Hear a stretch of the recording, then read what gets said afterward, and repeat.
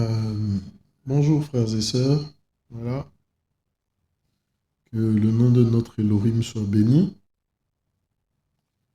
et que encore aujourd'hui toute la gloire lui soit rendue au nom de Yehoshua.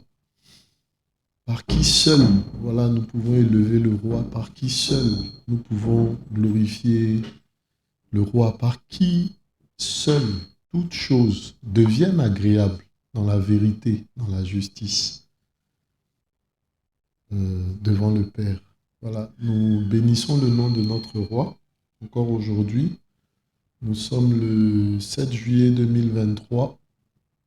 Voilà, et nous voulons élever le nom du Père.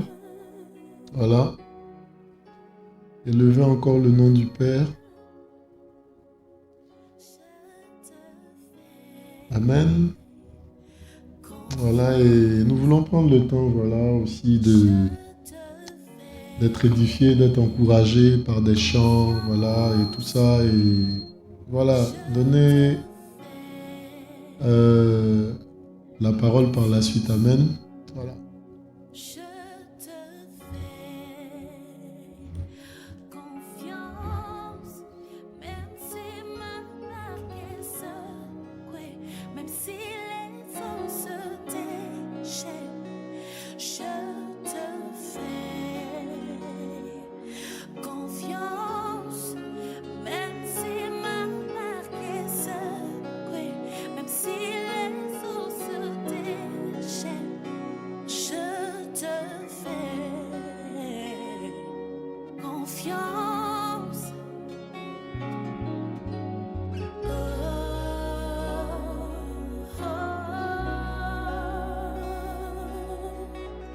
Oh, oh, oh,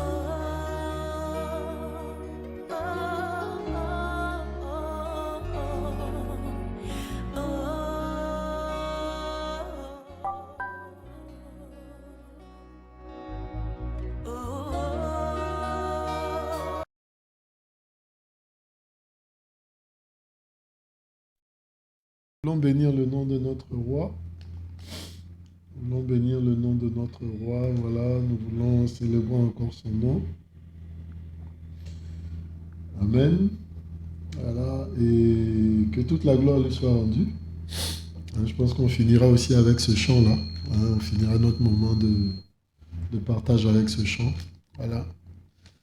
Euh, alors, donc nous sommes à Voici le Mashiach. Voilà. Nous sommes à Voici le Mashiach. Quelques problèmes avec la technique. Voilà, je pense que c'est bon là. Voilà, nous sommes à Voici le Mashiach. Et nous voulons partager voilà, la parole du Seigneur encore une fois. Voilà, et euh, être édifié par sa parole, être encouragé par sa parole, être bâti, formé, voilà, par la parole du Seigneur. Voilà. Euh, et aujourd'hui, nous allons partager sur, voilà, comme on le voit, sur l'armée de Gidon. Alors, Gidon, c'est Gédéon. Amen. Voilà. Gidon, c'est ce qui a été traduit, malheureusement, par Gédéon. Alors que nous ne devons pas traduire les noms, et on le comprendra encore une fois au travers de ce partage. La valeur des noms, les noms ont un sens, ont une portée, voilà. Et les changer, les déformer, répond très souvent à un objectif qui n'est pas du Seigneur, voilà, qui n'est vraiment pas du Seigneur. Surtout quand c'est des noms qui sont attachés à la parole du Seigneur, qui sont attachés à la pensée du Seigneur. Voilà, c'est vraiment important, amen, de conserver les choses telles qu'elles nous ont été données. Amen. Donc, Gédéon, en fait, c'est Gidon. Donc, l'armée, aujourd'hui, nous allons parler de l'armée de Gidon. Gidon, voilà. Alors, où est-ce qu'on parle dans la Bible de Gidon? Voilà, où est-ce qu'on parle dans la Bible de Gidon? Ben voilà, sans plus tarder, on va prendre le livre de Shoftim, juge. Voilà. Shoftim, juge. On va lire un peu. OK. Alors, Shoftim 7 à partir du verset 1. Voilà. Alors, Yerubal, qui est Guidon, et tout le peuple qui était avec lui se levèrent de bon matin et campèrent près de la source de Harod. Le camp de Madian était au nord vers la colline de Morée dans la vallée. Alors nous voulons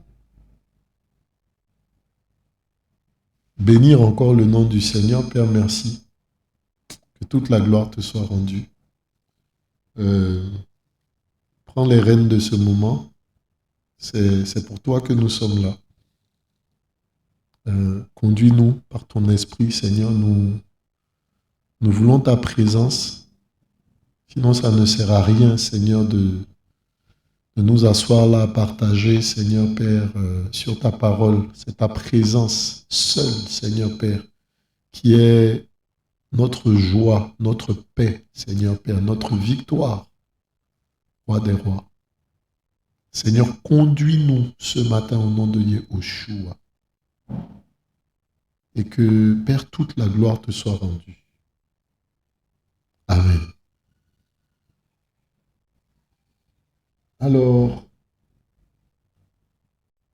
Yerubal, donc, qui est Guidon, et tout le peuple qui était avec lui se levèrent de bon matin et campèrent près de la source de Harod. Le camp de Madian était au nord vers la colline de Morée dans la vallée. Yahweh dit à Guidon, le peuple qui est avec toi est trop nombreux pour que je le livre, pour que je livre Madian entre ses mains, de peur qu'Israël ne se glorifie contre moi en disant, c'est ma main qui m'a sauvé. Voilà. Verset 3, maintenant s'il te plaît, crie aux oreilles du peuple en disant que celui qui est craintif et qui a peur s'en retourne et s'éloigne de la montagne de Galahad. 22 000 hommes parmi le peuple s'en retournèrent et il en resta 10 000. Yahweh dit à Guidon, le peuple est encore trop nombreux. Fais-les descendre vers l'eau et là je les épurerai pour toi. Celui à propos duquel je te dirai que celui-ci aille avec toi, ira avec toi. Et celui à propos duquel je te dirai que celui-ci n'aille pas avec toi, n'ira pas avec toi. Il fit descendre le peuple vers l'eau, et Yahweh dit à Guidon, tous ceux qui laperont l'eau avec la langue comme lappe le chien, tu les sépareras de tous ceux qui se mettront à genoux pour boire. Ceux qui lapèrent l'eau en la portant à la bouche avec leurs mains furent au nombre de 300 hommes, et tout le reste du peuple se mit à genoux pour boire. Yahweh dit à Guidon, c'est par les 300 hommes qui lapent que je vous sauverai et que je livrerai Madian entre tes mains. Que tout le reste du peuple s'en aille, chacun chez soi. Le peuple prit entre ses mains des provisions et ses chauffards. Guidon renvoya tous les hommes d'Israël, chacun dans sa tente, et il retint les 300 hommes. Or, le camp de Madian était au-dessus de lui dans la vallée. Voilà. Alors, on peut continuer à lire. Hein. Voilà, on lira d'un trait et puis ensuite on verra ce à quoi ça ramène. Et il arriva cette nuit-là que Yahweh lui dit, lève-toi, descends au camp, car je l'ai livré entre tes mains. Et si tu crains de descendre, descends vers le camp, toi et Pourra, ton serviteur. Tu écouteras ce qu'ils diront, et après cela, tes mains seront fortifiées. Descends au camp. Il descendit avec Pourra, son serviteur, jusqu'aux avant-postes du camp. Or, Madian, Amalek, et tous les fils de l'Orient s'étalaient dans la vallée, aussi nombreux que des sauterelles. Leurs chameaux étaient sans nombre. aussi nombreux que les grains de sable sur le bord de la mer. Gidon arriva et voici un homme racontait à son compagnon un rêve. Il lui disait, voici un rêve que j'ai rêvé. Il me semblait qu'un gâteau de pain d'orge roulait dans le camp de Madian. Il est arrivé jusqu'à la tente et l'a frappée et elle est tombée. Il l'a retournée sens dessus-dessous et la tente est tombée. Son compagnon répondit et dit, ce n'est pas autre chose que l'épée de Gidon, fils de Joash, homme d'Israël. Elohim a livré Madian et tout le camp entre ses mains. Il arriva que lorsque Gidon entendit le récit du rêve et son interprétation, il se prosterna, revint au camp d'Israël et dit, levez-vous car Yahweh a livré le camp de Madian entre vos mains. Il divisa les 300 hommes en 3 corps et il leur donna à chacun des chauffards à la main et des cruches vides avec des torches dans les cruches. Il leur dit, regardez-moi faire et faites comme moi. Dès que je serai arrivé à l'extrémité du camp, ce que je ferai, vous le ferez aussi. Quand je sonnerai du chauffard, moi et tous ceux qui sont avec moi, vous aussi vous sonnerez du chauffard tout autour du camp et vous direz l'épée de Yahweh et de Gidon. Voilà. Dans d'autres versions, c'est traduit pour l'Éternel et pour Gédéon. On peut le voir ici dans la version Louis II, ce qui n'est pas ce qui est écrit en hébreu. Gidon et les 100 hommes qui étaient avec lui arrivèrent à l'extrémité du camp, au commencement de la veille de la nuit, alors qu'ils avaient fait lever les gardes. Ils sonnèrent du chauffard et brisèrent les cruches qu'ils avaient à la main. Les 3 corps sonnèrent du chauffard et brisèrent les cruches. Ils saisirent de la main gauche les torches et de la main droite les chauffards pour sonner, et ils s'écrièrent l'épée de Yahweh et de Gidon. Ils se tenaient chaque homme à sa place autour du camp, et tout le camp se mit à courir çà et là, à pousser des cris et à prendre la fuite. Les 300 hommes sonnèrent du chauffard, et dans tout le camp Yahweh tourna l'épée de l'homme contre son compagnon. Le camp s'enfuit jusqu'à Beth-Shitta, vers Tserira, jusqu'au bord d'Abel-Méola, près de Tabat. Les hommes d'Israël, ceux de Nephtali, d'Acher et de tout Ménaché, se rassemblèrent et ils poursuivirent Madian.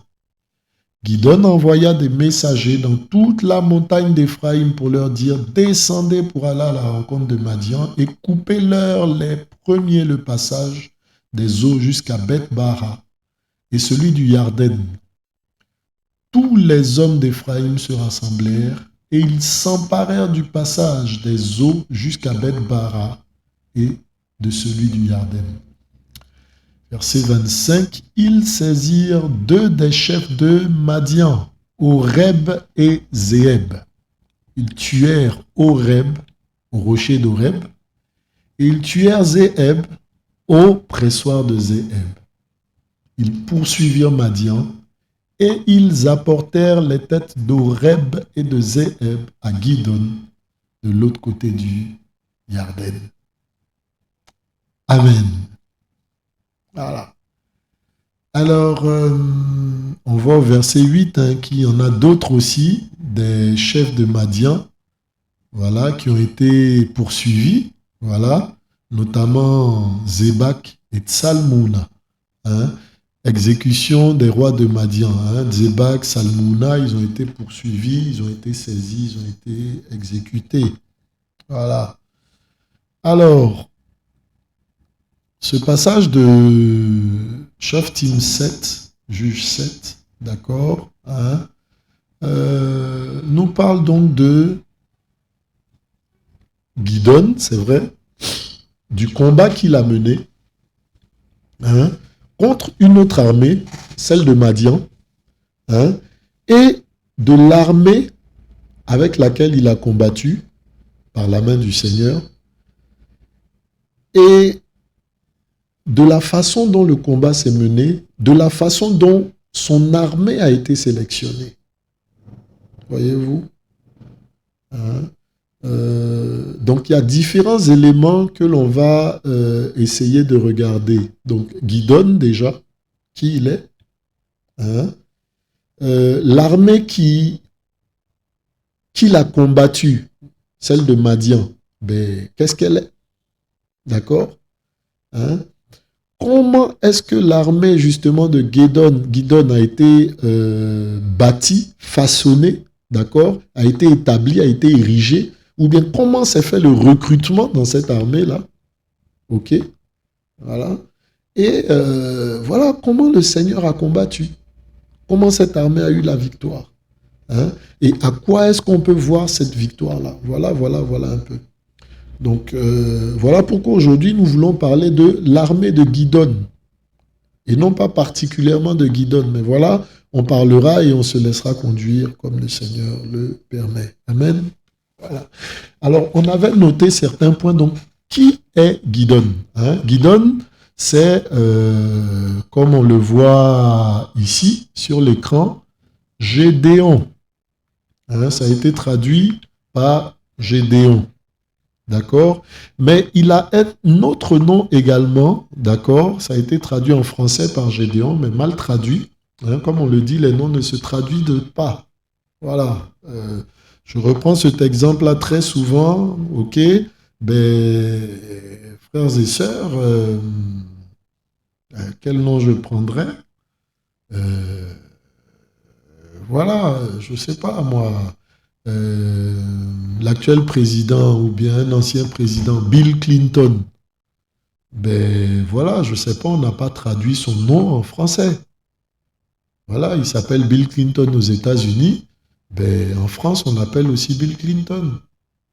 Voilà. Donc, en hébreu, ce qu'on a déterminé par Gédéon n'est pas Gédéon, c'est Gidon. D'accord? Voilà, c'est Gidon. OK? Et ce Gidon-là, donc, avait un autre nom qui lui avait été donné, Yerubbaal. D'accord? Mais comprenons que le nom Gidon est son nom à l'origine. C'est son nom, c'est le nom que son père lui a donné. D'accord? C'est de ce nom-là qu'il répondait, c'est à ce nom-là qu'il répondait. D'accord? Hein? Alors, on voit que dans sa marche, il lui a été donné un autre nom, hein, celui de Yerubbaal. Voilà, celui de Yerubbaal. Alors, que signifie Yerubbaal? Yerubbaal, on voit, hein, c'est quand même un peu choquant. Gidon, il est hébreu. Hein, il est de la tribu de Ménaché, de Manassé. D'accord? Il est de la tribu de Ménaché. Alors, où est-ce qu'on le voit? On le voit dans le chapitre 6 de Gidon. D'accord? Hein? Le chapitre 6 de Gidon. Voilà. Alors, Gidon 6, verset 11. L'ange de Yahweh vint et s'assit sous le térébinthe d'Ophra qui appartenait à Joach de la famille d'Abiézer. Gidon, son fils. Voilà. Donc ici, quand on parle de Gidon, on ne l'appelle pas encore Yerubbaal. Vous voyez? Hein? Et on nous dit que Gidon vient de la famille d'Abiézer. D'accord? Donc Ab, certainement père. Voilà, je n'ai pas toute la définition, mais Ab, père, voilà. Hein? Abraham, père. Hein? Abraham, père, voilà. Hein? Abba, père. Hein? Donc, Abiézer avait pour fils Gidon. D'accord? Donc, Abiézer avait donné à son fils le nom de Gidon. Voilà. Gidon battait donc du blé au pressoir pour le mettre à l'abri de Madian. L'ange de Yahweh se fit voir et lui dit, homme vaillant et talentueux, Yahweh est avec toi. Gidon lui dit, excuse-moi, Seigneur, si Yahweh est avec nous, pourquoi toutes ces choses nous sont-elles arrivées? Hein, voyez-vous, c'est la question que souvent beaucoup se posent. Quand on leur dit le Seigneur t'aime, tout ça, ils disent, mais si le Seigneur m'aimait, pourquoi toutes ces choses-là? Pourquoi toutes ces crises-là? Pourquoi tous ces problèmes-là? Hein? Il y a cette histoire de... enfin, que les gens racontent, hein, d'une personne qui allait chez le coiffeur, un chrétien qui prêchait au coiffeur et tout et tout. Et le coiffeur lui a dit, mais non, voilà, si le Seigneur existe, pourquoi toutes ces guerres-là et tout? C'est pas une histoire vraie, c'est une histoire, voilà. Je la raconte comme elle a été racontée, voilà. Donc, voilà. Et aux chrétiens de répondre au coiffeur, mais écoute, tu existes bel et bien. Donc, le coiffeur répond, oui, j'existe. Voilà. Mais pourtant, il y a des gens dehors qui sont mal coiffés, qui portent la barbe, qui ont des locks et tout, qui ont tout ça, voilà, qui ne se coiffent pas. Est-ce ta faute à toi, hein, le fait qu'ils ne se coiffent pas, est-ce ta faute à toi? Voilà. Hein, et effectivement, beaucoup de choses nous arrivent sur terre, beaucoup de choses que nous vivons, oui. Le Seigneur est au contrôle de toutes choses, il connaît toutes choses, oui. Voilà. Et très souvent, on a tendance, en fait, à blâmer le Seigneur. Voilà. Hein, tu es responsable de ce qui m'arrive, c'est ta faute, c'est comme ci, c'est comme ça, voilà, sans véritablement regarder justement les raisons profondes. Hein. Et la Bible nous déclare que le Seigneur fait toutes choses bonnes. Il a pour nous des projets de paix. Donc le malheur qui nous arrive, voilà, ne vient pas du Seigneur. Ce n'est pas sa volonté, ce n'est pas son plan pour nous. D'accord? Et lorsqu'il nous arrive certaines choses, voilà, le Seigneur aussi agit dans sa justice. D'accord? Voilà. Hein? Et nous devons véritablement faire attention dans nos accusations, dans nos... Voilà, on voit hein, dans la parole justement Iov, qui dans l'amertume, à cause des choses qu'il vivait, ben voilà, s'est mis à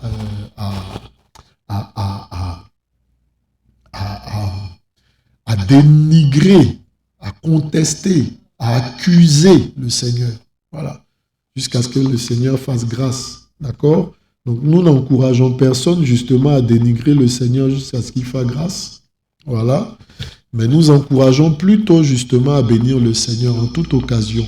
Voilà. Que l'on considère bonne ou mauvaise, parce qu'il a pour nous des projets de paix et non de malheur. Voilà. Et la Bible dit, le malheur atteint souvent le juste. Voilà. Mais le Seigneur l'en délivre. Toujours, toujours, toujours. Amen. Voilà. Donc, pourquoi donc toutes ces choses-là nous arrivent-elles? Voilà. Hein? Et où sont tous ces prodiges que nos pères nous ont racontés en disant Yahweh ne nous a-t-il pas fait monter hors d'Égypte? Maintenant, Yahweh nous a abandonnés, nous a livrés entre les mains des Madianites. Voilà. Donc, souvent aussi dans nos vies, dans notre marche, lorsque nous pouvons constater certaines situations, oui, ben voilà, il peut arriver que ce soit la main du Seigneur, justement, pour nous amener à revenir à lui. Voilà. Et il se peut que ce soit à cause du péché. Donc, il peut y avoir deux raisons pour lesquelles, voilà, nous sommes dans des moments difficiles, nous connaissons des moments difficiles. Oui, ça peut être l'éducation que le Seigneur veut nous donner, premièrement. D'accord? Quand on est juste, quand on marche dans la sainteté, dans la crainte et qu'on connaît des choses difficiles, des épreuves, tout ça, ben, tout ça, c'est l'éducation, justement, que le Seigneur veut nous donner dans la marche avec lui, dans l'obéissance à sa voix. Voilà. Hein? Et ben, par contre, quand on est dans le péché, qu'on connaît justement des difficultés, tout ça, voilà, ben, souvent aussi, ben, voilà, c'est la main du Seigneur qui frappe à cause de ce péché-là. D'accord? Hein? J'en parlais avec quelqu'un dernièrement, voilà. Nous avons dans la Bible, hein, dans le livre de Lucas, Lucas 16, je crois, hein, l'histoire de Lazare, d'accord? Cette personne-là qui était très pauvre, très, très, très pauvre. Hein? On dit que les chiens même venaient lécher, jusqu'à lécher ses plaies. Il était dans une affliction, voilà, dans une pauvreté terrible. Vous voyez? Rien à manger, rien du tout. OK? ben, celui-là aussi a été reçu dans le sein d'Abraham. Il a été sauvé. Il a hérité le royaume. Vous voyez, il a hérité le sein d'Abraham. Vous comprenez? Donc, on peut, oui, être dans le Seigneur, dans la crainte du Seigneur et connaître des temps difficiles. Voilà. Hein? On peut être dans la crainte du Seigneur et connaître des temps difficiles. Voilà. Tout comme, on peut être loin du Seigneur et connaître des temps d'abondance. Très loin du Seigneur et connaître des temps d'abondance. Voilà. Donc, l'argent, le bien ne détermine pas justement notre intimité avec le Seigneur. Voilà. Le Seigneur nous aide avec la technique là. Hein? Les richesses de ce monde ne déterminent pas, en fait, que l'on est en excellente santé spirituelle. Voilà. Point du tout. Point du tout. Voilà. Hein? Donc, il y a la première raison. La deuxième raison, donc, c'est que le Seigneur véritablement est en train de frapper. Et ici, le Seigneur est en train de frapper Israël à cause de sa désobéissance. Voilà. Donc, verset 14. Verset 14. Maintenant, Yahweh nous a abandonnés et nous a livrés entre les mains de Madian. Donc, voilà. Israël était dans une situation où ils étaient livrés aux Madianites. Voyez-vous? Yahweh se tourna vers lui et dit, va avec cette force que tu as et tu sauveras Israël de la main des Madianites. Ne t'ai-je pas envoyé? Et il lui dit, excuse-moi Adonai, hein, nous devons noter ceci, hein, ne t'ai-je pas envoyé? Donc on retient que Gidon est quelqu'un qui a été envoyé par le Seigneur. D'accord? Hein? Notons ce premier terme-là. Gidon, envoyé par le Seigneur. Et il lui dit, excuse-moi Adonai, avec qui sauverai-je Israël? Avec quoi sauverai-je Israël? Voici mon millier de bétail est le plus pauvre à Ménaché. Voilà. Et je suis le plus petit de la maison de mon père. Amen. Alors, notons ces deux éléments-là. D'accord? Donc, Gidon, déjà, nous l'apprenons ici, appartient à la tribu de Ménaché, de Manassé. D'accord? Voilà. Et Gidon est fils d'Abiézer. D'accord, de la tribu donc de Ménaché. Hein? Et Gidon vit justement à ce moment-là où Israël a traversé le Yarden, d'accord, où Israël s'est établi justement au niveau de Canaan, hein? Et dans quelle situation vit Israël? Hein? On va le voir, on va le voir hein, dans, voilà, Shoftim, chapitre 2. Voilà.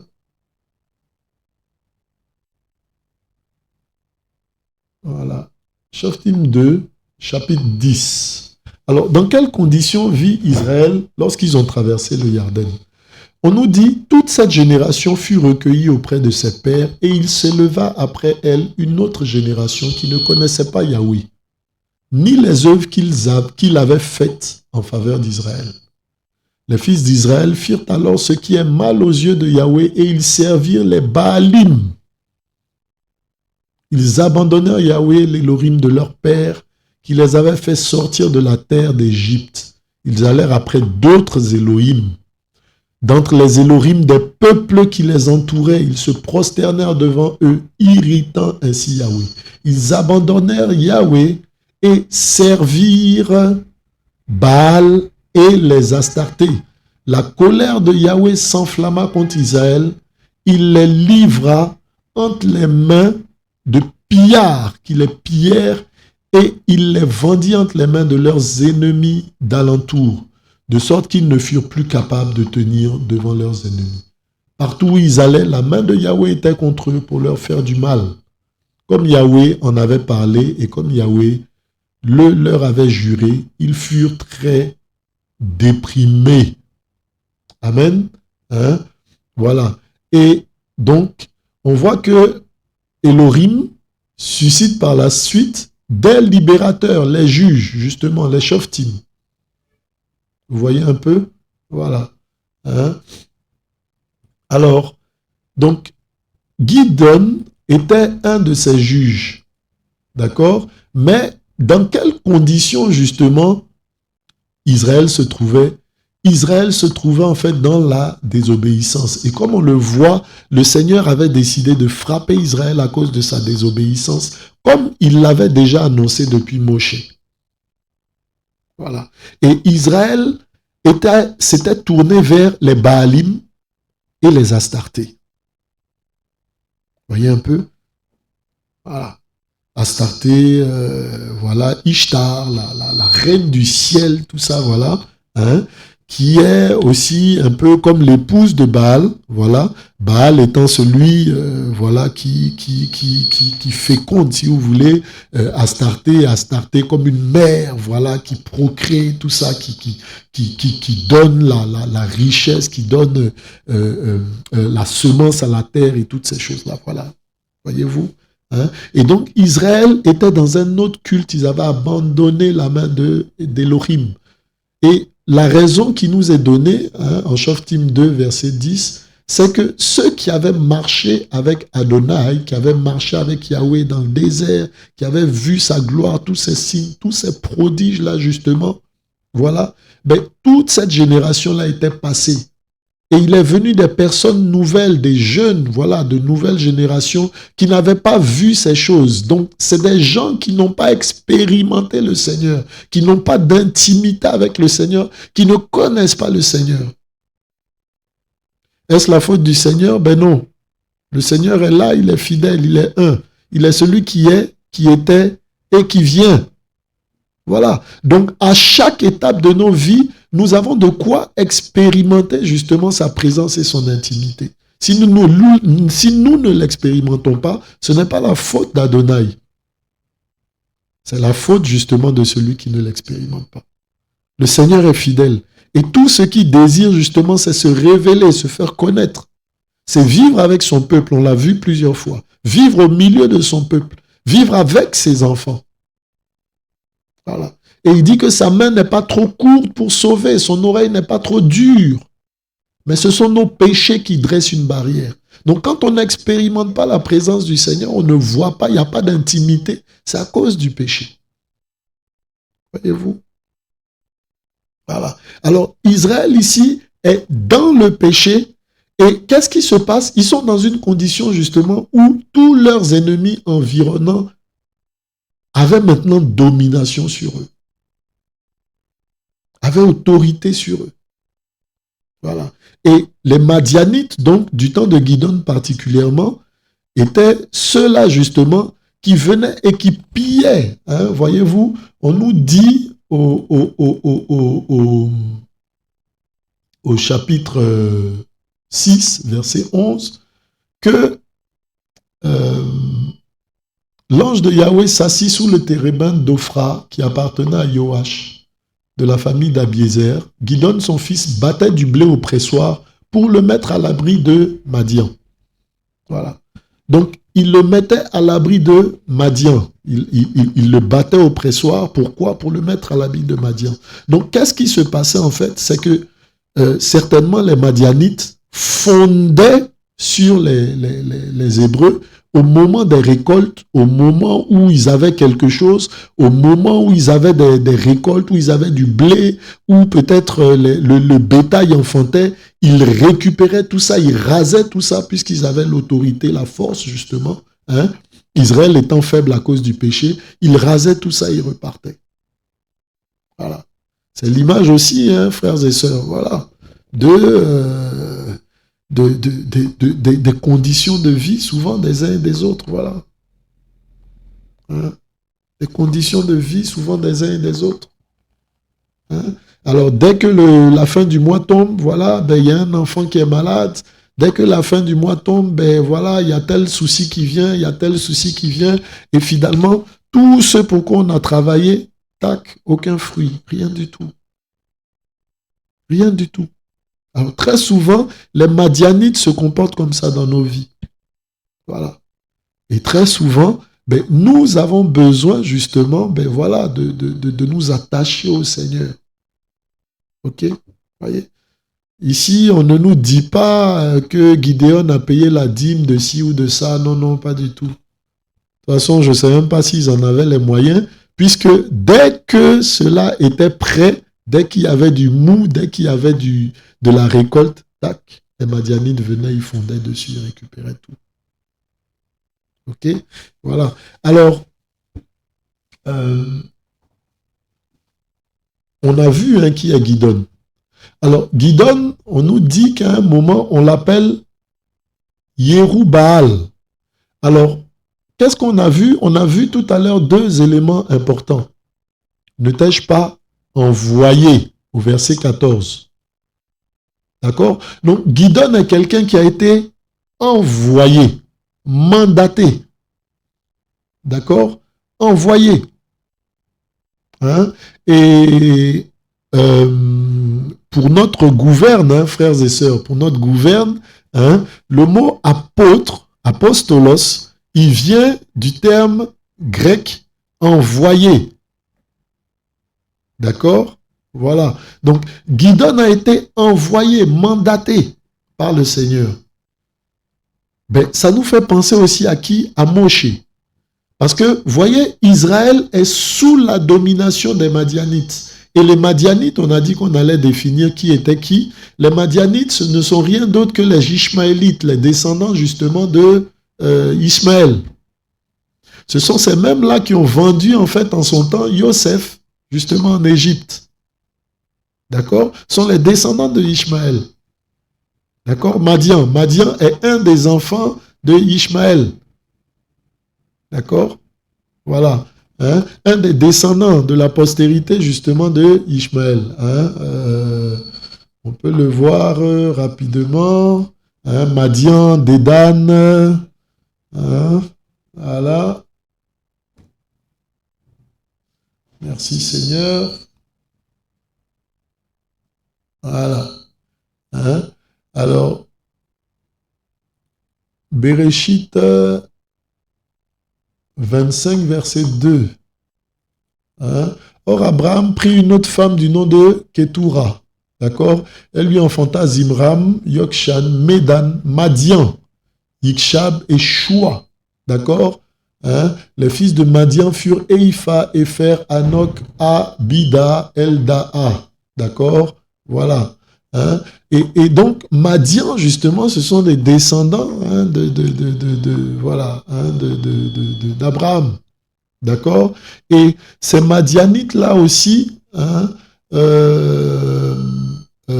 se sont associés plus tard, on le voit justement avec, avec tout cela hein, qui avait des griefs, avait une dent justement contre Israël. D'accord? Hein? Est-ce qu'on le voit ici? La postérité de Ishmaël. Voici les noms.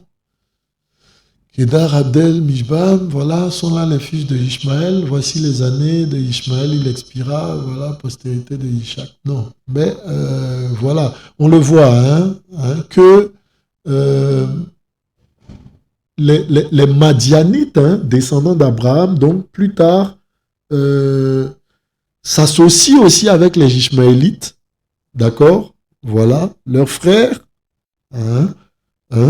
contre justement très souvent Israël, leurs frères aussi, d'accord, mais frères dans la chair et non dans la promesse, d'accord, voilà. Tout comme aussi dans le monde, nous avons deux types de frères, voilà, nos frères selon la chair, nés de nos pères et de nos mères physiques, et nous avons nos frères dans le Seigneur. Voilà, selon la promesse. Amen. Voilà. Donc, les Madianites, donc, comme je dis, sont descendants d'Abraham. Voilà, les descendants d'Abraham. Et ce sont ces Madianites-là, donc, qui asservissaient, attaquaient, pillaient leurs frères. Les Israélites, voilà, parce que justement ces Israélites-là n'étaient pas dans le Seigneur. Et on nous dit donc que Gidon a été envoyé. D'accord? Alors, on veut faire une analogie aussi à Gidon par rapport à Moshe. Moshe, justement, est celui-là aussi que Adonai Elohim, Adonai Yahweh, envoie pour susciter la délivrance, pour susciter la libération de son peuple. C'est vrai, c'est pas dans le même registre. Sortir justement de l'Égypte, voilà, ça a été ce mandat-là aussi avec Moshe, voilà. Pour Gidon, voilà, le peuple est déjà sorti, mais il est sorti, il est dans l'égarement, il est dans le péché. Et Gidon est envoyé, mandaté, d'accord, par le Seigneur pour la délivrance justement de son peuple. D'accord? Donc ça, c'est le premier point. Et c'est le Seigneur qui envoie Gidon. D'accord? Et le deuxième point, comme on a dit, Gidon est capable de dire au Seigneur, écoute, je suis le plus petit de la maison de mon père. Donc certainement, oui, Gidon était le dernier de sa famille. À qui est-ce que ça nous fait penser également? Ben, ça nous fait penser à David. D'accord? David était le plus petit de sa maison. Le plus petit de la maison d'Isaïe, hein, son père. D'accord? Voilà. Et donc, lorsqu'on devait oindre quelqu'un dans cette maison-là, ben, lorsque le prophète est arrivé, il pensait d'abord au plus grand, au plus beau. Mais non, le Seigneur prend les choses les plus petites, les plus simples très souvent pour confondre les grandes choses. Il prend les choses viles, les choses que l'on ne regarde pas. D'accord? Voilà, parce qu'il ne partage pas sa gloire. Et ici aussi, dans ce passage, il est question justement de la grandeur, de la puissance de la main du Seigneur. Voilà. Donc, on peut dire aussi que Gidon avait sur lui cette grâce-là aussi qu'avait David. Il avait aussi cette grâce-là aussi justement qu'avait Moshe pour délivrer le peuple. Il avait cette onction de puissance-là aussi qu'avait David pour délivrer le peuple. Parce que si ce n'est par la main du Seigneur, la puissance du Seigneur, mais comment un dernier peut-il délivrer d'un si grand nombre? Voyez-vous? Voilà. Donc, Gidon avait cette grâce-là, comme celle de David, comme celle aussi de Moshe. Voilà, nous voulons le noter. Amen. Amen. Voilà. Et avec cette grâce-là, donc, qu'est-ce que Gidon fait, qu'on appelle encore Gidon pour l'instant? Ben, Gidon est envoyé premièrement, d'accord, dans sa famille, pour y mettre de l'ordre aussi, dans la maison de son père. Alors, son père adorait les Baals. D'accord? Voilà. Hein? Et on va le lire un peu plus loin, pardon. Voilà. Alors, verset 25, Shoftim 6. Il arriva que pendant cette nuit, Yahweh lui dit, prends un jeune taureau d'entre les bœufs qui sont à ton père et un deuxième taureau de 7 ans. Détruis l'autel de Baal qui est à ton père et découpe la chéra qui est dessus. Voyez-vous? Donc, Gidon, le Seigneur lui ordonne, après qu'il a accepté de marcher avec le Seigneur, de servir le Seigneur, de se lever comme envoyé, avec la puissance aussi de David, le Seigneur l'envoie justement lui dire, ben, détruis l'autel de Baal qui est dans la maison de ton père. Voilà. Alors, il ne s'agit pas pour nous, hein, très souvent on a vu, on a eu ces enseignements-là, l'action prophétique, bon, comme tu es sorti, va dans ton village, va retrouver tel autel, tout ça, c'est là qu'on a enterré ceci et cela, va le déterrer, va brûler, va prier contre ces choses-là, tout ça. Non, c'est une œuvre aussi spirituelle, à moins que le Seigneur te montre clairement certains éléments. Mais voilà, la marche, la lutte ne se situe pas à ce niveau-là. Pour aller combattre contre des autels, contre des ceci, tout ça. Non, non, non. Voyez-vous? Hein? Voilà. Alors, détruit l'autel de Baal. Donc, son père adorait Baal.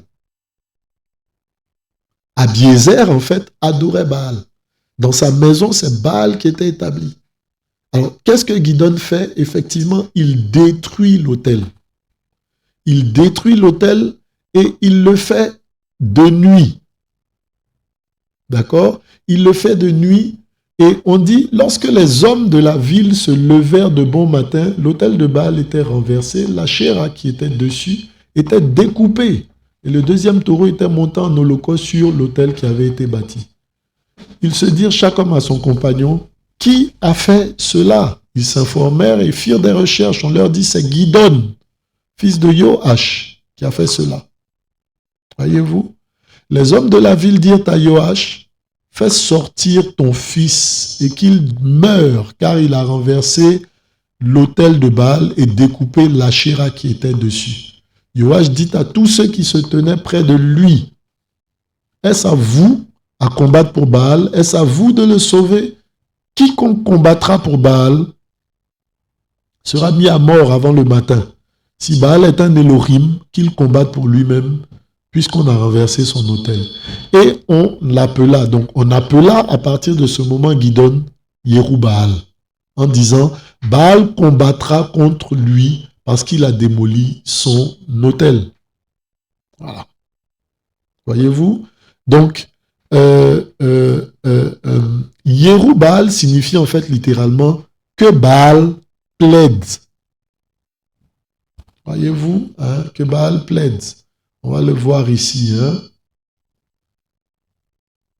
Voilà, au verset chapitre 6.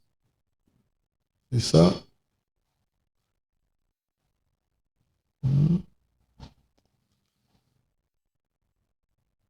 Bon, on l'avait déjà au chapitre 6. Hein. Au chapitre 6, donc, verset plus bas.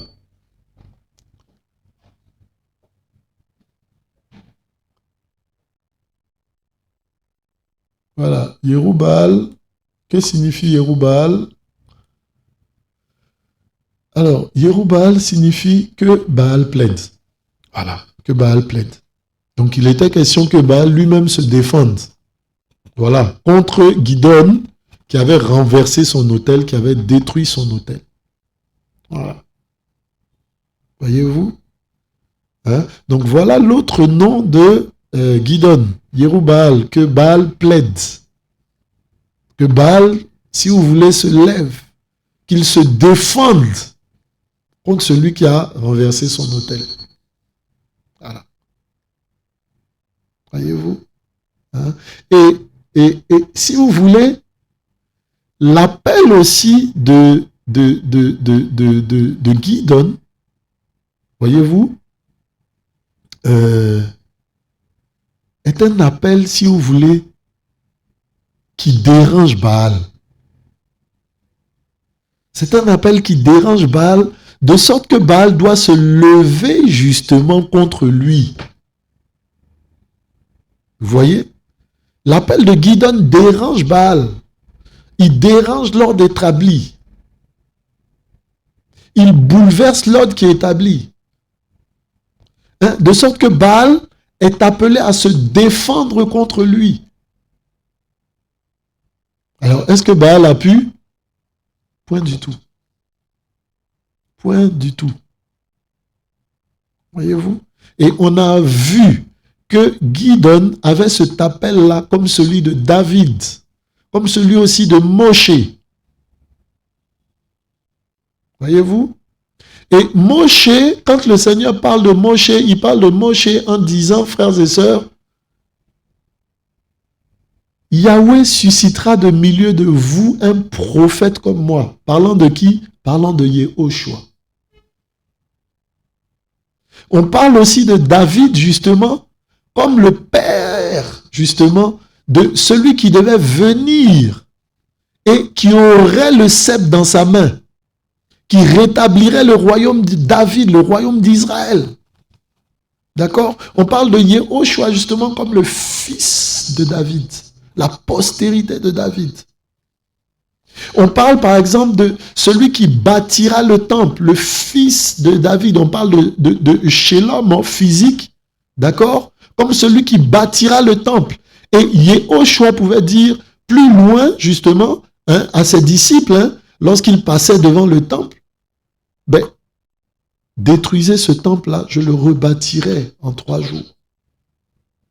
Donc, Yehoshua, en fait, est celui qui bâtit le temple, le fils de David. Voyez-vous? Donc, Gidon, préfigure, en fait, regardez, Yehoshua, il préfigure le Seigneur. D'accord? Il préfigure Yehoshua. Dans ce monde-là de perdition, dans ce monde-là, frères et sœurs, où les gens ont oublié la parole, où les gens ont commencé à se tourner vers les Baalim, vers les Astartés, pour rechercher la grâce, pour rechercher l'onction, pour rechercher l'argent, pour rechercher la protection. Ils ont oublié celui qui les a fait sortir d'Égypte. Et celui qui nous fait sortir d'Égypte, frères et sœurs, c'est Yehoshua Hamashiach. Voyez-vous? Et Gidon est cette préfiguration-là, en fait. Ok? Voilà. Donc, lorsque nous parlons aussi de l'armée de Gidon, nous parlons de l'armée de Yehoshua, mon frère, ma sœur. Et pour être dans cette armée-là, justement, ben, qu'est-ce qu'il faut? Qu'est-ce qu'il faut? Comment faut-il être? Alors, est-ce qu'il faut être 10e dan de ceci? Est-ce qu'il faut être rompu dans les arts martiaux? Est-ce qu'il faut être un excellent coureur? Est-ce qu'il faut être ceci? Est-ce qu'il faut être cela?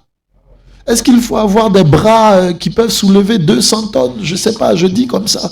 Est-ce qu'il faut être physiquement préparé pour être dans l'armée de Yehoshua?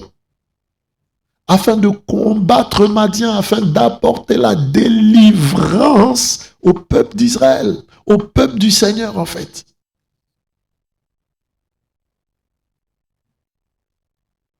Voyez-vous? Et donc, voilà. Et Yerubal,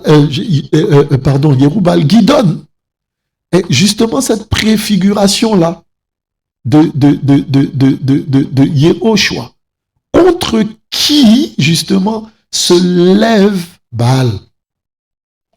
Contre qui va plaider Baal? Mais qui renverse Baal, qui écrase Baal, qui détruit toute la puissance de Baal, sans que Baal ne puisse rien faire. Voilà. Sans que Baal ne puisse rien faire. Amen. Voilà. Alors, on retourne donc à notre passage d'aujourd'hui, donc, Shoftim 7. Donc, Yerubal, justement, qui est Gidon, et tout le peuple qui était avec lui, se levèrent de bon matin et campèrent près de la source de Harod. Le camp de Madian était au nord vers la colline de Morée, dans la vallée. Yahweh dit à Gidon, le peuple qui est avec toi est trop nombreux pour que je livre Madian de ses mains, de peur qu'Israël ne se glorifie contre moi en disant c'est ma main qui m'a sauvé. Voilà. Voyez-vous? Alors, Madian se tient justement aux alentours d'Israël, prêt à fondre sur Israël justement pour dévorer ses récoltes, pour prendre ses récoltes, pour prendre le fruit de son travail, pour lui arracher le fruit de son travail. D'accord? Voilà. Et donc, Yerubal lève une armée conformément à l'instruction que le Seigneur... Donc, frères et sœurs, on a vu que Gidon, c'était une préfiguration de Yehoshua. Yehoshua, en fait, est venu lever une armée. Si on ne le sait pas, frères et sœurs, il faut qu'aujourd'hui nous en soyons conscients. Yehoshua est venu lever une armée sur terre. Yehoshua est venu recruter dans son armée. Yehoshua est venu recruter des soldats, des soldates pour son royaume. pour le royaume du Père. Amen. Des gens qui vont combattre en son nom et qui vont mener le combat en son nom justement contre toute la puissance de l'ennemi qui opprime le peuple du Seigneur, afin de délivrer le peuple du Seigneur qui est retenu captif justement. Et ici, ceux qui les retiennent captifs, c'est les Madianites. Voyez-vous? Voilà. Hein? Alors, que dit le Seigneur? Le Seigneur dit, le peuple qui est avec toi est trop nombreux. Et on l'a vu, hein? Gidon, justement, qui a été saisi, a été le dernier de sa famille, le plus petit, comme David. Et on a vu que le Seigneur prenait les choses simples. Regardez les choses faibles pour confondre les grandes. D'accord? Et c'est toujours dans la pensée du Seigneur, voilà, de dire, ben regarde, le peuple qui est avec toi est trop nombreux. Pour que je livre Madian de ses mains, de peur qu'Israël ne se glorifie contre moi en disant, c'est ma main qui m'a sauvé. Maintenant, s'il te plaît, crie aux oreilles du peuple en disant, que celui qui est craintif, qui a peur, s'en retourne et s'éloigne de la montagne de Galaad. 22 000 hommes parmi le peuple s'en retournèrent et il en restait 10 000. Voyez-vous? Donc, 22 000 sont partis, il en resta 10 000. Ça veut dire que le peuple était de 32 000 personnes. Une armée de 32 000 personnes. Voyez-vous? Hein? On partageait là-dessus et pour faire cette image-là un peu aux enfants qui étaient avec moi, avec qui on partageait, 32 000 personnes, c'est-à-dire si on prend d'un côté de l'épaule d'un homme prêt au combat, donc mature, si on prend d'un côté jusqu'à l'autre, ça peut faire environ 1 mètre. Voilà. Alors, 32 000 hommes, une armée de 32 000 hommes, s'ils se mettent en rang de profil, pas de face, d'accord? S'ils se mettent en rang, dans le sens de la longueur, je leur disais ça pour leur représenter un peu ce que ça représente, ben, ça fait 32 kilomètres. Une ligne de 32 kilomètres de long, de laquelle on va retirer 22 kilomètres. Vous voyez, il va en rester 10 kilomètres. Et sur ces 10 kilomètres-là, ben, encore il y aura un tri. Voyez-vous? Hein? Donc, il y aura 2 tris. Il y a 2 tris pour entrer dans cette armée-là. On a vu que Gidon était une préfiguration de Yehoshua. Et que ici, il s'agit de recruter l'armée de Yehoshua. Alors, il faut 2 éléments pour être dans l'armée de Yehoshua. 2 éléments qu'on a vus ici. Hein. Il y en a d'autres, voilà, mais on va en tirer 2, d'accord, ici dans ce passage-là. Voilà. Alors, crie aux oreilles du peuple que celui qui est craintif et qui a peur s'en retourne. Et on voit que dans cette armée-là de 32 000 personnes, il y en a 22 000 qui étaient craintifs et qui avaient peur. Voilà. 22 000 qui étaient craintifs et qui avaient peur. Alors, c'est quoi la crainte? La crainte, c'est le doute. La crainte, c'est le manque de foi. La peur, c'est aussi la peur de perdre.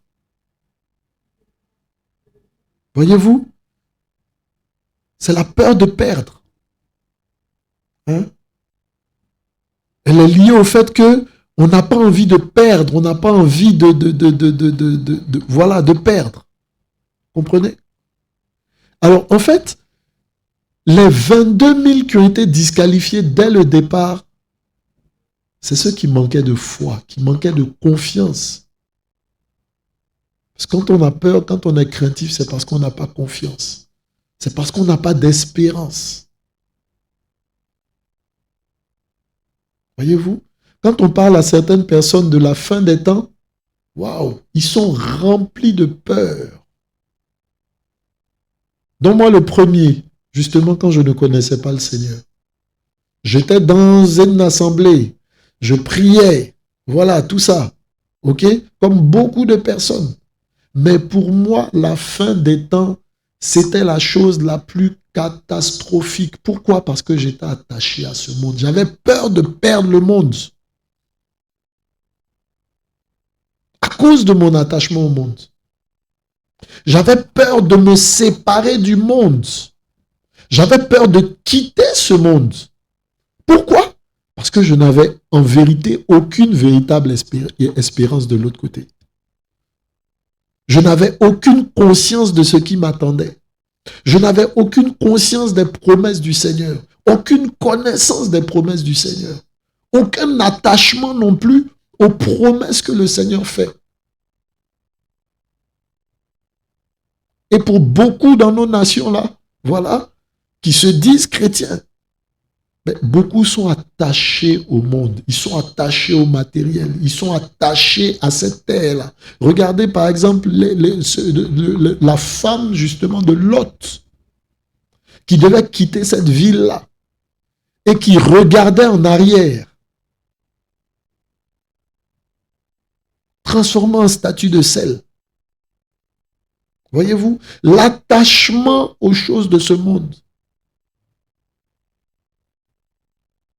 Et du coup, ces gens-là avaient peur. Comme je dis, dont moi le premier, j'avais peur. J'avais même peur de lire le livre d'Apocalypse. Voyez-vous? Et pour entretenir cette peur-là, le cinéma aujourd'hui nous fait des films. Le mot Apocalypse, voilà, signifie pour nous, littéralement signifie pour nous destruction, catastrophe. Alors qu'Apocalypse, littéralement, ne signifie pas catastrophe. Mais dans notre entendement, il signifie catastrophe. Voyez à quel point on a peur. Apocalypse veut dire découvrir. Voyez-vous, hein? On va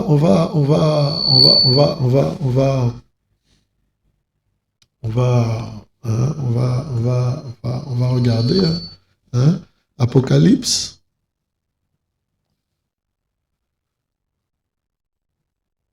On va regarder ensemble Apocalypse, étymologie. Voilà.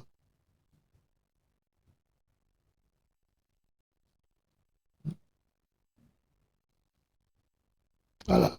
Voyez-vous? Alors, emprunté par l'intermédiaire du latin chrétien, du grec chrétien, apocalypsis, proprement révélation de Dieu, je ne sais pas, non, je ne suis pas d'accord, mais révélation. Révélation des choses cachées et particulièrement des signes qui annonceront la fin du monde. Et voici pourquoi, quand on lit le début d'Apocalypse, le Seigneur dit à Yohanan, viens et je te montrerai les choses qui arriveront. Donc ces choses-là étaient cachées, le Seigneur vient les révéler à Yohanan. Donc Apocalypse, parce qu'on a peur justement, parce qu'on n'a aucune espérance, parce qu'on n'a pas de confiance dans le Seigneur. Voilà. Parce qu'il n'y a pas de promesse. Pour nous, on ne connaît pas la promesse du Seigneur. Voilà. Ben, on considère l'Apocalypse comme la catastrophe. Waouh! Tout va se gâter, tout va se perdre. Mais le Seigneur promet une nouvelle terre, de nouveaux cieux. Des temps merveilleux. Voyez-vous? Pour l'éternité. Hein? Et parce que justement, on n'a pas la crainte du Seigneur, on n'a pas l'amour du Seigneur, ben, quand on nous parle d'Apocalypse, on voit automatiquement quoi? Le feu. Ben, que dit le Seigneur à son peuple par la bouche de Paulos? Vous n'êtes pas un peuple qui est destiné à la colère. Hein? On le voit dans Thessaloniciens. Nous ne sommes pas destinés à la colère. Hein?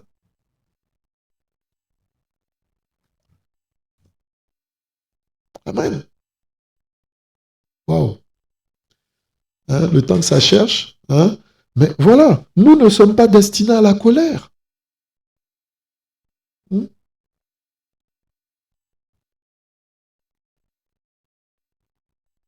Hein, je recherche, voilà, avec... wow. Voilà. Nous ne sommes pas destinés à la colère. Donc les enfants d'Élohim ne sont pas destinés à la colère. Alors, si tu as cette conviction-là que voilà, ben, l'Apocalypse pour toi c'est la destruction, que tu seras détruit, que c'est la catastrophe et tout, ben, mon frère, ma soeur, tu as vraiment résolument besoin, ok, de revoir ta marche, de revoir ta consécration, de revoir justement euh, ta, ton fonctionnement avec le Seigneur. Voilà. Parce qu'il y a un problème. Parce qu'il y a un problème. Voilà. Alors, colère, que toute amertume.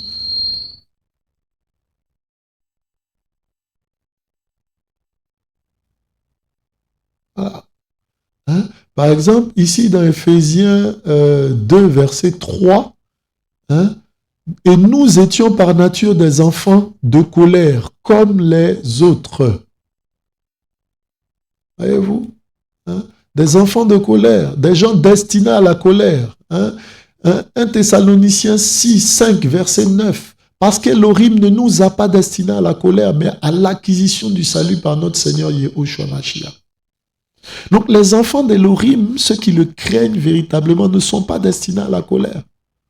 Hein? Et Paulos finit en disant, c'est pourquoi exhortez-vous réciproquement et édifiez-vous les uns les autres, comme aussi vous le faites. Donc, nous devons nous encourager avec ces paroles-là. Nous ne sommes pas des enfants destinés à la colère. Nous ne sommes plus des enfants de colère. Nous qui craignons le Seigneur véritablement. Si tu as peur, en fait, mes frères, c'est parce que tu es encore dans la colère ou parce que tu ne connais pas la promesse du Seigneur. Tu ne sais pas ce à quoi le Seigneur t'appelle. Tu ne sais pas ce qu'il a réservé pour toi.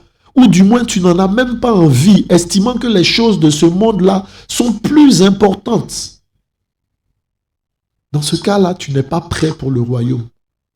Hein? Je dis souvent ceci, une fois le Seigneur me parlait justement des signes de la fin, voilà, tout ça.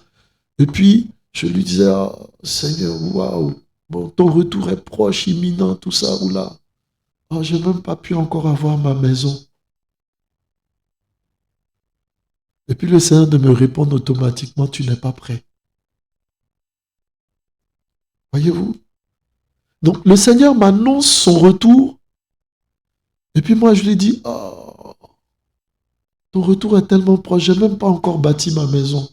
J'ai toujours voulu avoir une maison à moi avec mes enfants, tout ça, mon épouse et tout ça dedans. J'ai toujours voulu leur offrir un toit. Le Seigneur de me répondre, si tu préfères avoir sur terre la maison, alors que je suis en train de te parler du royaume, de mon retour, de l'enlèvement, c'est que tu n'es pas prêt.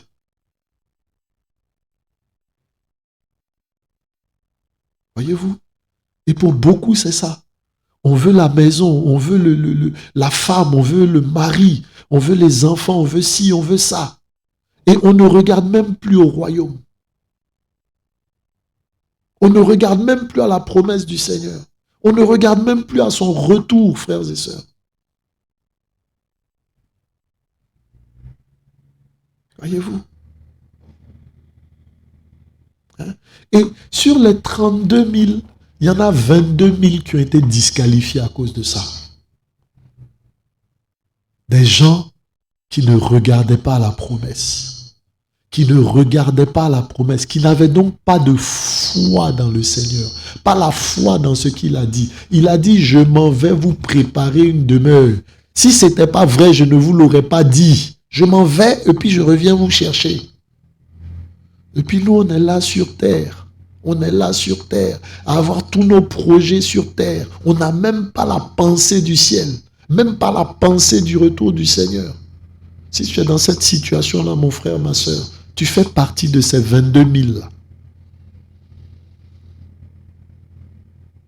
Et il faut que nous nous comprenions. Nous sommes sur terre, ici, dans ce passage-là. Donc sur terre, il y a Israël, si vous voulez que l'on peut assimiler au peuple du Seigneur, à ceux, si vous voulez, qui parlent du Seigneur, tout ça, tout ça. Et puis il y a tout autour Madian. Donc, dans le monde, il y a ces deux camps-là. Mais pour l'armée du Seigneur, on ne parle même pas de ceux qui sont dans le camp de Madian, c'est-à-dire de tous ceux-là qui ne sont pas convertis, qui n'ont pas le Seigneur, tout ça. Pour l'armée du Seigneur, on parle de ceux qui sont dans le Seigneur. Et dans les 32 000, il y en a 22 000 qui sont disqualifiés.